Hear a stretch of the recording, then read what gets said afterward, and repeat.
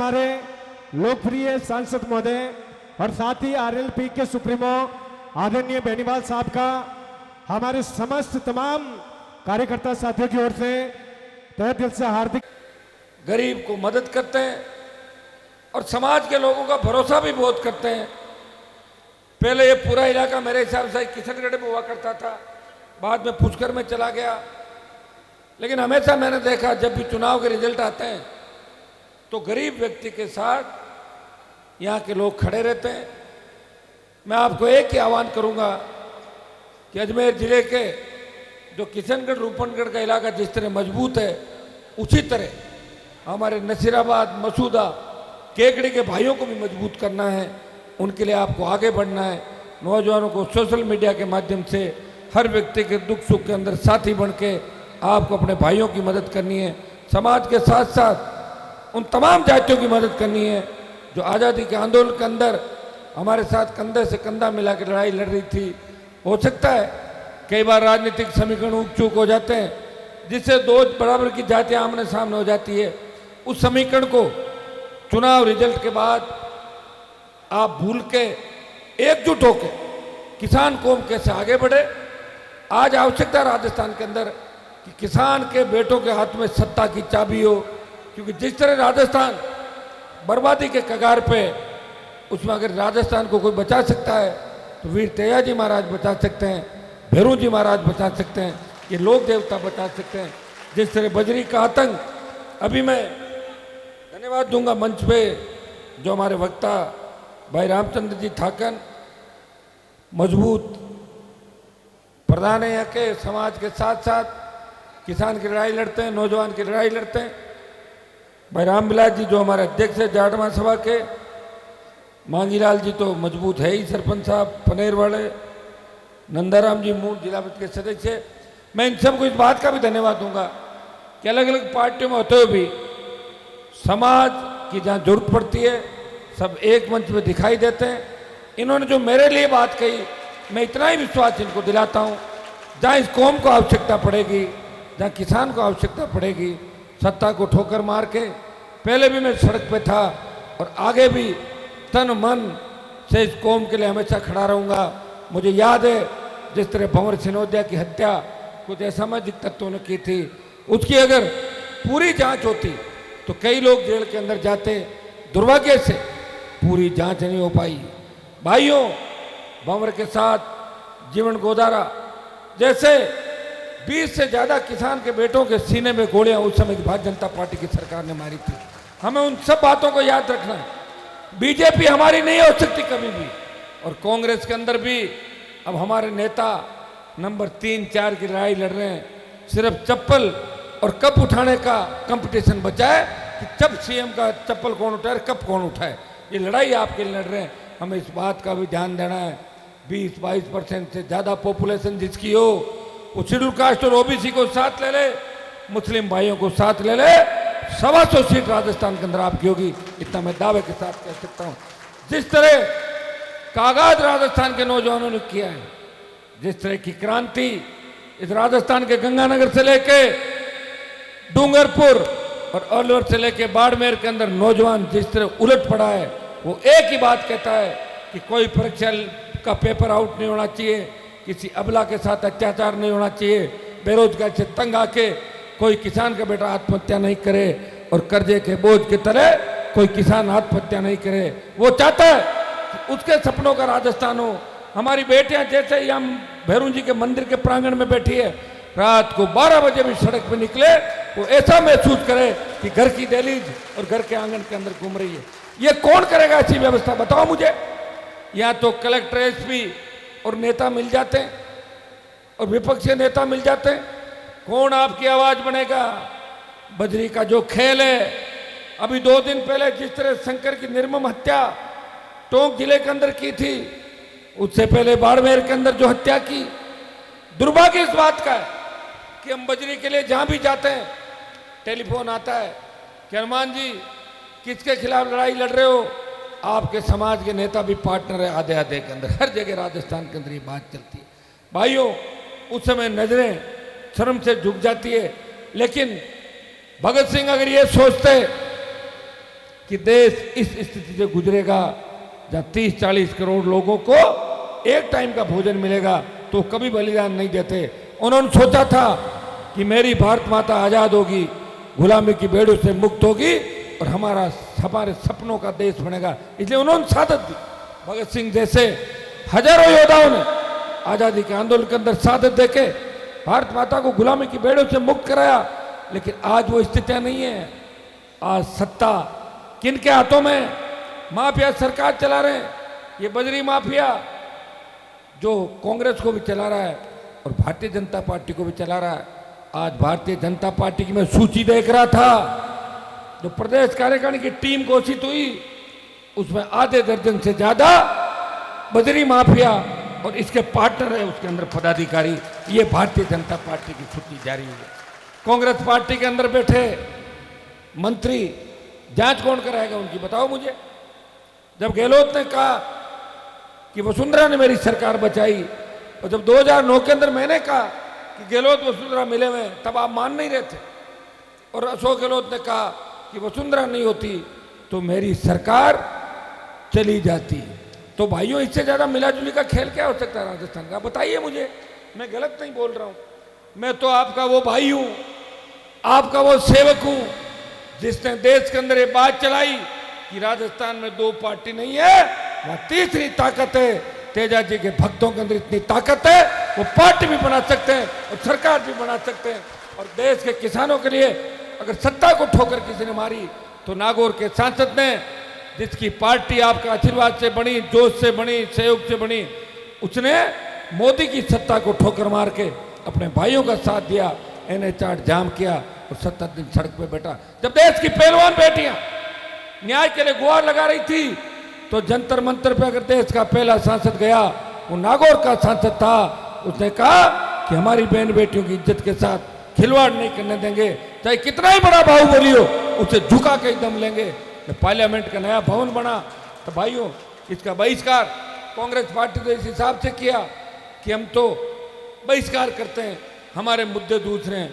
और बीजेपी जा रही थी, एक व्यक्ति था जिसकी आवाज आ रही थी कि हमारी बहनों को न्याय नहीं मिल रहा है, हमारी बेटियों को न्याय नहीं मिल रहा है, इसलिए मैं पार्लियामेंट के नए भवन के उद्घाटन समारोह का बहिष्कार करता हूं। जब सेना को ठेके पे दे दिया, कांग्रेस नहीं बोली। अग्निपथ के विरोध के अंदर अगर लोकसभा के अंदर बैनर लेके, झंडा लेके अग्निपथ वापस लड़ने के नारे कोई लगा रहा था, वो नागौर का सांसद था जो किसान कौम की लड़ाई तो पार्लियामेंट के अंदर लड़ रहा था। जोधपुर के अंदर 2 लाख जवानों की रैली करके मोदी जी को चुनौती दी। मोदी जी हम आ रहे हैं दिल्ली की ओर, कूच कर रहे हैं दिल्ली की ओर। हम उस कौम से आते हैं जिस कौम का साम्राज्य दिल्ली पे था, दिल्ली के चारों तरफ उस कौम ने हमेशा लड़ाई लड़ी, कभी झुके नहीं, कभी रुके नहीं। और देश की सीमाएं अगर सुरक्षित है तो हमारी कौम का बहुत बड़ा योगदान है। इसीलिए तो गीत गाया जाता है, कोई सिख, कोई जाट, मराठा, कोई गोरखा, कोई मद्रासी, ऐसे ही थोड़ी गाए जाते हैं। जाट रेजिमेंट के वो जवान जिनका इतिहास अगर पढ़ोगे तो रोंगटे खड़े हो जाएंगे। इसलिए भाइयों, हमें बड़े भाई की भूमिका के अंदर चलना है, सर्व समाज को साथ लेकर चलना है। 1947 से पहले सारी जातियां हमसे प्यार करती थी, आखिर क्या हो गया कि धीरे धीरे लोग चले गए? कारण हमारे नेता थे जिन्होंने न तो समाज का सोचा और न दूसरी जातियों का सोचा। जो पीड़ित शोषित तबका हमारे साथ था राजस्थान में। एक जमाना था कि राजस्थान के जाट नेताओं के साथ मीणा भी होते थे, गुजर भी होते थे, यादव भी होते थे, मेघवाल भी होते थे, मुसलमान भी होते थे, माली भी होते थे। आज स्थिति क्या हो गई? उन नेताओं का उनकी कॉन्स्टिट्यूंसी में वजूद नहीं रहा। वो टिकट मांगने के लिए कभी गहलोत को पॉलिटिकल पापा कहते हैं, तो कभी सचिन पायलट को अपना नेता बनाते हैं, तो कोई वसुंधरा को अपना नेता कहते हैं, क्योंकि उनकी नींव कमजोर है। वो बिजनेस कर रहे हैं, व्यापारी बन गए। मैं एक नेता का अभी भाषण सुन रहा था, वो कह रहा था कि हनुमान जी तो बजरी वालों को फायदा पहुंचाने के लिए आंदोलन कर रहे हैं, उसको पता ही नहीं, उसका भाई और वो खुद बाड़मेर में पार्टनर है, इसलिए ऐसी बकवास कर रहा है। आप बताओ, मैं आंदोलन जुलाई में कर रहा हूं, जून में चालू किया था। मैंने कब किया था? जून में। मई से शुरू किया लूणकरण सर से, और जून महीने के अंदर 18 दिन में अगर 10 प्रदर्शन करने की ताकत इस देश में कोई रखता है वो नागौर का सांसद है कि अपने भाइयों के दम पे 10 प्रदर्शन करके इस राजस्थान की सरकार को बार बार झुकाता है। मैं विश्वास दिलाता हूं कि बजरी माफिया को तो ठीक कर ही दूंगा, लेकिन गलती से मेरे समाज के 1 दर्जन से ज्यादा नेताओं को पिछली बार मैंने वेंटिलेटर से निकाल दिया था, अब की बार एक को भी नहीं निकालूंगा। जो जीत के जाने के बाद, मंत्री बनने के बाद वो भूल गए उस बात को और वे कह रहे हैं कि हम हनुमान को ठीक कर देंगे। मुझे तो ठीक कोई नहीं कर सकता, क्योंकि तेजा जी की कृपा मेरे साथ है। मैं तो आगे बढ़ ही रहा हूँ धीरे धीरे, मुझे क्या ठीक कर देंगे? नहीं तो मोदी की ईडी मुझे ठीक कर सकती है, और अमित शाह की सीबीआई ठीक कर सकती है, और वसुंधरा को जिसने 7 समंदर पार भगा दिया और जिसने गहलोत के बेटे को हरा के संदेश दिया कि मैं उस कौम से आता हूँ जो रुकी है न झुकी है। मैं विश्वास दिलाता हूँ इस बार हमारे समाज के उन दलालों को जो समाज के नाम से जीत के जाते हैं और जीत के जाने के बाद खुद के परिवार का ध्यान रखते हैं, वो अपना बिजनेस बढ़ाते हैं, खुद के बच्चों को आरएस, आरपीएस, आरजेएस बनाते हैं, रिश्तेदारों के लिए आरपीएससी के पेपर आउट कराते हैं, उनको नहीं जिताएंगे। इस बार पार्टी को मजबूत करूंगा। मैं राजस्थान को बचाने के लिए लड़ाई लड़ रहा हूं। ये राजस्थान को बचाने की लड़ाई के अंदर आप सब लोग मेरा साथ देना। भाइयों, विश्वास दिलाता हूं जब दिसंबर के अंदर रिजल्ट आएगा, इस बार का रिजल्ट ऐतिहासिक होगा। लोकसभा के अंदर चर्चा चलने लग गई कि भारतीय जनता पार्टी की सरकार आसानी से नहीं बनेगी।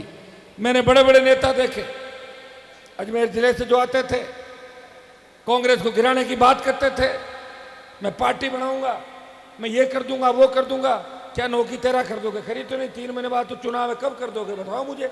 एक व्यक्ति लड़ रहा है, एक किसान का बेटा, जिसने राजस्थान में पार्टी बनाई, मान्यता दिलाई और अपने लोगों का भला भी किया, और ताकत तुम्हारी कमजोर नहीं पड़ने दी।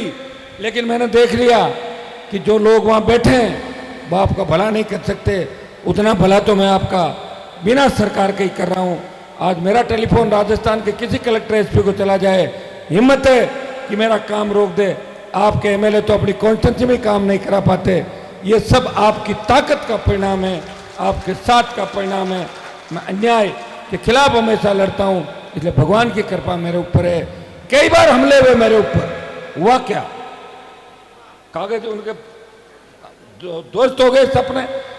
तेजा जी कृपा मेरे ऊपर। एक बार मैं सत्ता के सिंहासन पर आपको बिठाऊंगा। मैंने एक बात यह भी कही थी पिछले चुनाव के अंदर, जब कई लोगों ने कहा कि हनुमान जी आप रुक जाओ, तो मैंने कहा मैं तो रुक जाता हूं, दूल्हा बता दो मुझे ढंग का, मैं उसकी बारात में चला जाऊंगा। मैं दुल्हन नहीं बनूंगा राजस्थान के अंदर किसी की, दूल्हा है ही नहीं, मुझे दूल्हा ही नहीं मिल रहा, मैं क्या करूं। भाइयों, ये मेरे विचार थे। 1 साल लड़ाई नहीं लड़ सकता व्यक्ति। 2003 में चालू करी थी, पूरी जवानी बिता दी लड़ते लड़ते, पूरी गर्मी सर्दियां बिता दी सड़कों पे। मेरे बच्चे छोटे, वो कह रहे भाई साहब पापा जून का महीना टूर पे लेके चलो। कहां से चलूंगा, मुझे आपकी चिंता है, मुझे बजरी माफिया को भगाना है, राजस्थान को ठीक करना है, तो मैं टूर यही करता हूं आपके बीच। समझाता हूं उनको, बेटा रुको, आपका जन्म उस परिवार के अंदर हुआ है जिस पे राजस्थान की नजरें, समय मिलेगा तो जरूर चलेंगे। तो किस तरह की परिस्थितियों में लड़ रहा है एक व्यक्ति, काजल की कोठरी में रहते हुए, जिसमें कभी दाग नहीं लगा। 1 रुपए का भ्रष्टाचार का आरोप न तो देश की सरकार लगा सकती, न राजस्थान की सरकार लगा सकती। लेकिन भाइयों, लोकतंत्र में लंबी लड़ाई जब ही लड़ सकते हैं जब पूरी ताकत के साथ लोग उसके साथ होते हैं। हम 1 और 1 11 पुष्कर, किशनगढ़ से लेके भीलवाड़ा, अजमेर टोंक से लेके उदयपुर से फिर मारवाड़, शेखावाटी, गंगानगर, भरतपुर तक चलते हैं। 125 से ज्यादा सीटों पे सीधी टक्कर हो सकती है। हिम्मत के साथ, समझ के साथ चलना होगा। बात एक ही होनी चाहिए कि हमें इस बार सरकार बनानी है। कैंडिडेट कोई भी हो, हमें हमारे कैंडिडेट का साथ देना है, हमारे भाई का साथ देना है जिसने 25 साल संघर्ष में अपना जीवन बिता दिया। मैं आपको विश्वास दिलाता हूं कि मान लो अगर हम सत्ता के नजदीक आते हैं, फायदा किसका होगा? आप बच्चों का होगा। मेरे बच्चे तो इतने से हैं, वो क्या जाएंगे, वो तो बच्चे अभी तो स्कूल के अंदर है। अगर हनुमान बेनीवाल जीतता है, हनुमान बेनीवाल सत्ता के नज़दीक होता है, राजस्थान में माफिया राज खत्म हो जाएगा, किसी किसान के बेटे के सीने पे कोई गोली नहीं चलेगी। और जो फालतू के भूसागर घूम रहे हैं ना सड़कों पे, इनको पकड़ पकड़ के नई जेल बना के ठूस दूंगा अंदर लाके सबको। ये भी मैं आपको विश्वास दिलाता। मुझे लोग कह रहे थे, देखिए भाइयों, इसके लिए मजबूत शासन की आवश्यकता। पुलिस का जब एसपी ईमानदार होता है तो थानेदार सारे ईमानदार होते हैं, और एसपी चोर होता है तो सारे ही थानेदार उससे आगे निकलते हैं। प्रदेश का मुखिया, प्रदेश के मुखिया के आसपास बैठे लोग अगर ईमानदार होते हैं तो पूरी प्रदेश ईमानदार होती है। ये वही राजस्थान है जहां माध्यमिक शिक्षा बोर्ड पे कभी कलंक नहीं लगा, आरपीएससी पे कलंक नहीं लगा, राजस्थान विद्यालय पे कलंक नहीं लगा, कर्मचारी चयन आयोग पे कलंक नहीं लगा। आज दिल्ली में लोग मुझे मजाक में पूछते हैं कि यूपी में तो डिग्री नहीं मिल रही है, राजस्थान में डिग्री की क्या रेट है, हनुमान जी दिलवा दो ना कोई डिग्री, ये इज्जत रह गई हम लोगों की। और ये भी कहते हैं कि यार आप लड़ तो रहे हो, क्या पार पड़ जाएगी, क्या लड़ाई अच्छी लड़ रहे हो। सरदार शहर के चुनाव ने ये साबित किया, बल्लभनगर के चुनाव ने साबित किया कि हनुमान बेनीवाल की राष्ट्रीय लोकतांत्रिक पार्टी, जो किसान और जवानों की पार्टी है, वीर तेजाजी का आशीर्वाद से बनी पार्टी है, वो पार्टी अब मारवाड़ की पार्टी नहीं रही, वो राजस्थान की पार्टी है। भाइयों, किशनगढ़ के अंदर भी पिछली बार मैंने उम्मीदवार नहीं उतारा, मुझे चिंता थी, आपस में 10-15 लड़ रहे थे, मैंने कहा क्या करूं मैं उतार के, एक और खराब हो जाऊंगा फालतू के अंदर। पुष्कर के अंदर उम्मीदवार उतारा, आप लोगों ने वोट भी दिए, 6-7 हजार वोट हमारे पुष्कर के अंदर उम्मीदवार का आए थे। शुरुआत थी, शुरुआत जब बीजेपी वाले मुझे कहते हैं, मैंने कहा आपके तो शुरू में 2 ही सीट थी, 2 एमपी थे देश के अंदर, 2-2 रुपये मांग के मैंने कहा चंदा करते थे, कभी राम मंदिर का चंदा इकट्ठा करके खा गए, कभी दूसरा गाय माता के नाम से खा गए, फिर जाके धीरे धीरे कोई 40 साल बाद राज के अंदर आए। मैंने तो 1 रुपया भी नहीं मांगा अभी तक। आप देखिए, मान सम्मान स्वाभिमान आर्थिक संसाधनों से जूझते हुए भी ये किसान का बेटा उसी तरह लड़ रहा है जिस तरह तेजाजी महाराज 1000 साल पहले गाय के लिए अपने वचन निभा के बलिदान उन्होंने दिया था। हनुमान बेनीवाल भी वही लड़ाई लड़ रहा है। वो दिन दूर नहीं जब सत्ता पे आपका कब्जा होगा। ये अपने आप जो हजारों की तादाद के अंदर आप आशीर्वाद देने के लिए पहुंचते हो, ये माताएं बहनें जो बड़ी उम्मीद के साथ मेरी तरफ देख रही है, ये छोटी बहनें और बेटियां जो देख रही है कि हनुमान जी आप संविदा पे नौकरियां दिलाओ, नई नौकरियां खुलवाओ, आप इस व्यवस्था को ठीक करो, हमारी इज्जत सुरक्षित कैसे रहे, हमारे भाई कैसे आगे बढ़े, हमारे किसान कैसे आगे बढ़े, तो ये टकटकी लगा के देख रही है। उन्हें कोई लड़ता हुआ दिखाई दे रहा है इस राजस्थान के अंदर। आज अगर मुझे निकाल दो राजस्थान में से, कौन लड़ने वाला पीछे बताओ मुझे, कहां वोट डालोगे आप लोग? या तो कांग्रेस को डालो और ये भाजपा को डालो। एक सांपनाथ है, दूसरा नागनाथ है, कहां से लाओगे आप पार्टियां बताओ? तो भाइयों उठो, आशीर्वाद दो, अपने आप सारी व्यवस्था बदलेगी। अगर अजमेर जिला उठ गया, भीलवाड़ा उठ गया, चित्तौड़ उठ गया, अपने आप धीरे धीरे उठ रहे हैं लोग। हमारे जूंजू भाइयों का काफिला बढ़ता जाएगा।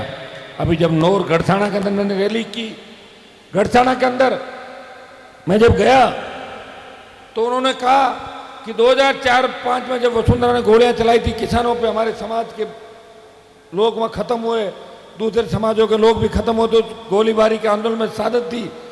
उसके बाद 19 साल में कभी रैली नहीं हुई गढ़साना के अंदर। इतना डर और खौफ था लोगों के अंदर पुलिस का, वो खौफ कोई खत्म करके आया।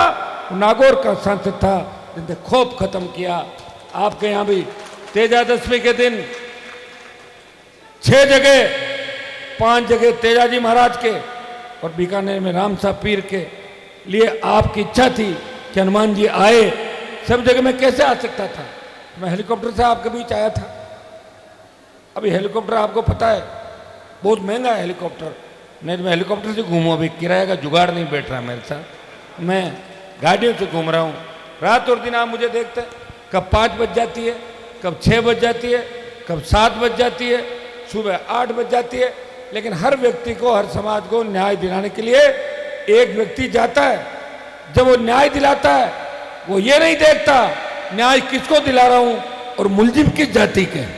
अगर ये मैं तय करने लग गया तो मेरे पे कृपा नहीं रहेगी तेजाजी महाराज की। जहां अन्याय हुआ है, अगर मेरी कौम के व्यक्ति ने भी अन्याय किया तो हनुमान बेनीवाल उस अन्याय करने वाले के खिलाफ हमेशा खड़ा मिलेगा। यह मैं विश्वास आपको दिलाता हूं। भैरव जी महाराज के कार्यक्रम के अंदर आपने बुलाया, रूपनगढ़ किशनगढ़ के लोगों की बड़ी कृपा मेरे ऊपर हमेशा रही है। हमारे जो नौजवानों की यहाँ टीम है, भाई रामस्वरूप, प्रेम जी खोकर, ये सारी जो टीम यहाँ पे बैठी है, सरपंच साहब, तमाम जो लोग मंच पे, महेंद्र और सारी टीम, मैं इनको जीतू है दूधू से सबको धन्यवाद दूंगा कि बच्चे अपनी अपनी गाड़ियों के अंदर, मोदी ने डीजल कितना महंगा कर दिया बताओ, 100 रुपये पार है, फिर भी बच्चे चलते हैं। मुझे कभी नहीं कहते, चलते चलते 15-20 साल हो गए, बताओ थक नहीं रहे। मुझको आप थकते नहीं।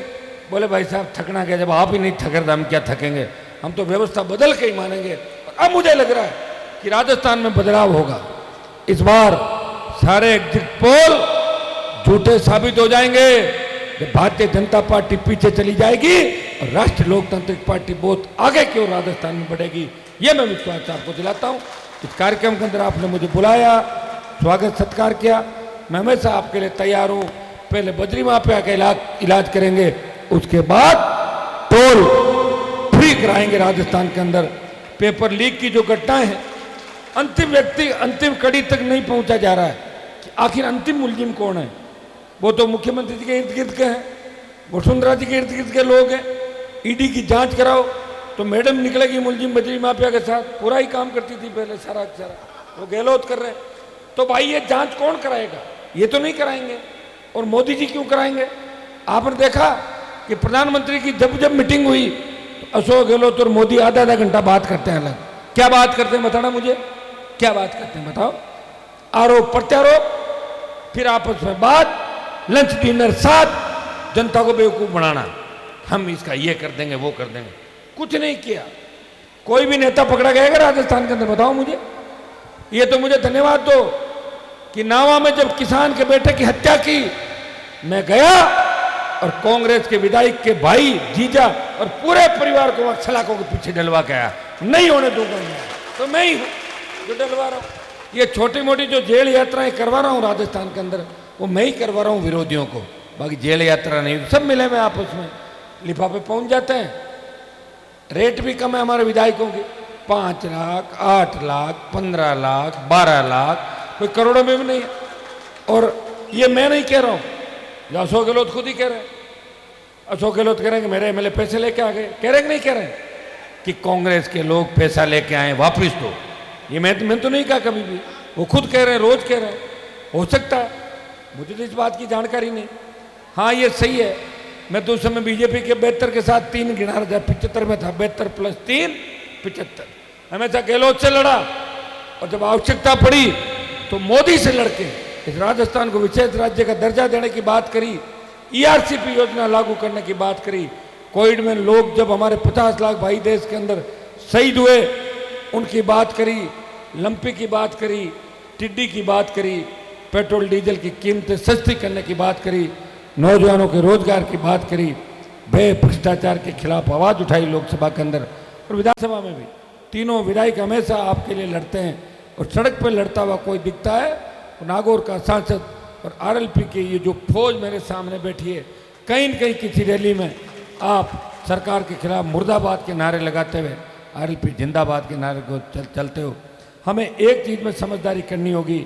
हम जो मंच पे लोग बैठते हैं, हमारे समाज के लोग, हमारे मिलते जुलते लोग, हमारे शोषित पीड़ित भाई, तो जिनमें सारे सर्व समाज आ जाते हैं। देखिए मैं किसी जाति के खिलाफ नहीं, लेकिन लोग जबरदस्ती उसको कहना चाहते हैं। उनको मैं कहना चाहता हूँ, हनुमान बेनीवाल को हर जाति पसंद करती है, हर गरीब आदमी, हर पीड़ित शोषित आदमी पसंद करता है। जिसकी आवाज़ कोई नहीं सुनता, उनकी जाति वाले जब आवाज़ नहीं सुनते, हनुमान बेनीवाल दुख सुख के अंदर साथ खड़ा रहता है। हमें इतना ही समझना है, जब हमारा चुनाव आमने सामने हो तब हम 2-10 दिन के लिए नहीं बोलें और चुनाव खत्म हो जाए तब एक जगह अगर बैठना सीख लेंगे तो अपने आप ये समाज, किसान इस राजस्थान में परमानेंट राज करेगा। जिस तरह यूपी बिहार के अंदर लंबे समय तक सपा बसपा ने राज किया, 3-3 4-4 जातियां मिल गई थी, यहाँ भी वो समय आ गया कि सारी जातियां सर्व समाज मिलके कांग्रेस मुक्त भाजपा मुक्त राजस्थान करेंगे। तब आपको टोल पे खड़ा नहीं रहना पड़ेगा, तब आपका अनाज मंडी से बिना तुले वापस नहीं जाएगा, कोई राइडर नहीं लगेगा, कभी किसान को आत्महत्या नहीं करनी पड़ेगी।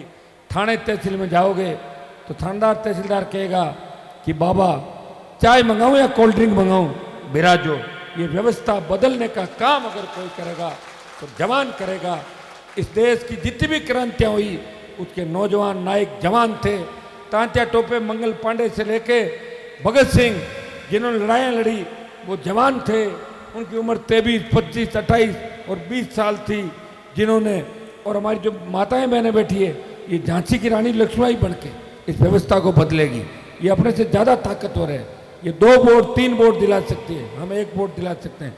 तो भाइयों इस बार लग रहा है कि भ्रष्टाचार का खात्मा भी होगा, सारे जो एग्जिट पोल है वो खत्म हो जाएंगे। सरदार शहर के चुनाव ने साबित कर दिया कि राष्ट्रीय लोकतांत्रिक पार्टी राजस्थान की सबसे उभरती हुई ताकत है, उसे रोक नहीं सकते। वो 23 के अंदर सारे समीकरण बदल देगी। और भाइयों मैं तो कितने बड़े मन का आदमी हूँ, मैं कहता हूँ कांग्रेस बीजेपी को छोड़कर अगर कोई गठबंधन करना चाहे तो आ जाओ, हम तो तैयार बैठे। लेकिन आ जाओ, जिनका जितना जहाँ प्रभाव, बैठ के बात कर लो। मुझे नहीं लगता कि कोई नई पार्टी बना पाएगा, उसके लिए बहुत ताकत चाहिए, बहुत हौसला चाहिए, बहुत संघर्ष करना पड़ता है। जो आदमी 1 घंटे धूप पर नहीं बैठ सकता वो पार्टी नहीं बना सकता। जो आदमी पुलिस की लाठी दूर से दिखे और वो के छुप जाए कि मेरी लाठी नहीं लग जाए, वो कभी पार्टी नहीं बना सकता। पार्टी तो वही बना सकते हैं तो इस चीज़ की परवाह नहीं करते कि हमारी जान चली जाए तो चली जाए, हमें इस राजस्थान को बचाना है, इस वतन को बचाना है, हमारी कौम को बचाना है और हमारे भाइयों को बचाना है, तब पार्टी बना के चलती है। नहीं तो मेरे से पहले बना लेते पार्टी 70 साल में, कई बड़े बड़े नेता हुए थे हमारे नागौर में, तो नेताओं की खान थी पूरी पूरी, सारे के सारे डूब गए, खुद तो डूबे, नागौर को ले डूबे, जोधपुर को ले डूबे, मारवाड़ को ले डूबे और पास में अजमेर वजमेर जहाँ जहाँ छाया पड़ी सबको ले डूबे, पीछे पटक दिया। न शिक्षा की बात करी, न कोई रोजगार की बात करी। तभी तो बाद में नए नए लोग आए 20 साल के अंदर। ये तो अच्छा रहा, समय पे वो लोग चले गए। अगर 20-30 साल और जी जाते तो और बर्बाद करते थे, हमारे जैसे लोग भी नहीं आते भी। समय ने उनको समय पे अपनी जगह बुला लिया, ये फायदा जरूर आप लोगों को हो गया। थोड़ा समय लगेगा भाइयों, सत्ता के बहुत करीब हो आप लोग, सत्ता नजदीक है, सिंहासन का रास्ता मैंने आपको दिखाया। लोग कहते हैं हनुमान जी ने क्या किया, पहले किसने किया, मुझे दर्शन करा दो उसके, मैं कर लूँ दर्शन जाके। अरे मेरे से पहले किसी ने किया क्या कुछ, सिवाय हाथ जोड़ के प्रणाम करने से काम थोड़ी चलता है। प्रणाम भाई साहब, प्रणाम भाई साहब, उसे पेट भरता है क्या प्रणाम भाई साहब से? अगर किया है किसी ने, इस व्यक्ति ने किया, तुम्हें लड़ना सिखाया, थाने तहसील कचहरी कोर्ट आरपीएससी जयपुर राजधानी घेर लो, हाईवे पे चले जाओ, ये चले जाओ, लोकतांत्रिक तरीके से आपको अपनी बात रखने का अधिकार किसी ने लड़ने का सिखाया। तो आपके भाई ने 20-25 साल मेहनत करके इस कौम के और किसान के बच्चों को अपने अधिकारों के लिए लड़ना सिखाया। मैं विश्वास दिलाता हूँ कि मैं हिम्मत हारने वाला नेता नहीं हूँ। आप अगर थक जाओगे उस दिन बता देना, मैं रुक जाऊंगा, और आप अगर नहीं थकोगे कांग्रेस भाजपा को घर बिठा दूंगा और आपकी सत्ता राजस्थान के अंदर लेके आऊंगा। ये मैं विश्वास आपको दिलाता हूँ। बहुत बहुत आपको धन्यवाद। भैरू जी महाराज के कार्यक्रम के आने, भैरू जी का बड़ा पर्चा है यहाँ का, और कहते हैं कि भाई भैरू जी की जिस पे कृपा हो जाती है बदलाव होता है बड़ा। लंबे समय से भैरू जी का किसी मेले के अंदर में नहीं गया, और मुझे लग रहा है चुनाव का समय इस बार भैरू जी अपने भक्तों की मदद करेंगे और इस कांग्रेस और भारतीय जनता पार्टी को फेंक देंगे राजस्थान से, इस अजमेर जिले से भी उखाड़ के फेंक देंगे। जिस तरह का नौजवान प्रधान जी के अंदर, यहाँ बैठे लोगों के अंदर मन ही मन के अंदर उनकी पीड़ा है, वो पीड़ा उद्गार के माध्यम से इन्होंने बताई। मैं आपको विश्वास दिलाता हूँ, हम एक दूसरे के निश्चित रूप से जहाँ भी आवश्यकता पड़ेगी एक दूसरे के काम आएंगे, एक दूसरे की मदद करेंगे। जरूरी नहीं हर जगह में उपस्थित हो, कई जगह हम अनुपस्थिति में भी मदद कर देते हैं, वो सारी मदद दिखाने की आवश्यकता नहीं होती। जिस दिन इतने समझदार हो जाएंगे उस दिन हम आगे बढ़ेंगे। कुछ जो हमारी अच्छी जात, कई दूसरी जातियाँ उनके अंदर जो अच्छाई है वो आप ले लो सारी, बुराई मत लो। यहाँ उल्टा हो रहा, दूसरों की बुराई तो ले रहे हैं और अच्छाई एक भी नहीं ले रहे। अच्छाइयाँ लो और बुराइयाँ उनके पास ही रहने दो, ये काम आपको करना है। आप सब ने, माताएं बहनें और हजारों की तादाद के अंदर जो ऐतिहासिक मेला यहाँ पे रामनगर के अंदर भरा, दोबारा आपके बीच आऊँगा। इसी तरह आशीर्वाद रखना। परबतसर, रूपनगढ़, किशनगढ़ में कोई अंतर नहीं, हमेशा आपने मेरा ध्यान रखा। मैं आपके बीच हूँ, लड़ता रहूँगा और लड़ते लड़ते अगर कोई गोली मेरा सीना भी चीर के चली जाएगी, वो उस बात का गम नहीं। इस देश के जवानों के अंदर वो ऊर्जा हनुमान बेनीवाल ने भर दी है, जिस ऊर्जा की इस कौम को देश के अंदर आवश्यकता थी। भाइयों, हरियाणा के अंदर कमजोर पड़ चुके हो, यूपी हाथ से चला गया, दिल्ली चला गया। अगर देश की नजरें हैं राजस्थान पे, राजस्थान में आप लोग एकजुट हो जाओ। 2-3 महीने अगर कांग्रेस के अंदर कोई बैठा है और अपना काम निकाल रहा है, निकालो। 3-4 महीने अपना काम निकाल के आचार संहिता के 5 दिन पहले कूद जाओ, मेरी तरफ आ जाओ सारे के सारे। कोई बीजेपी में बैठा है, कोई बीजेपी में अगर प्रणाम भाई साहब, भोजन कहाँ करेंगे, अगर ऐसी बातें करा तो कर लो, कोई दिक्कत नहीं। 2-4 काम वहां से भी करा लो और टूट पड़ो सारे के सारे एक जगह। जिस तरह इन पार्टियों ने हमें पागल बनाया 70 साल, इस बार दोनों पार्टियों का इलाज राजस्थान के अंदर करना है, यह बात तय आपको करनी है। बहुत बहुत धन्यवाद। जय हिंद। बहुत बहुत धन्यवाद माननीय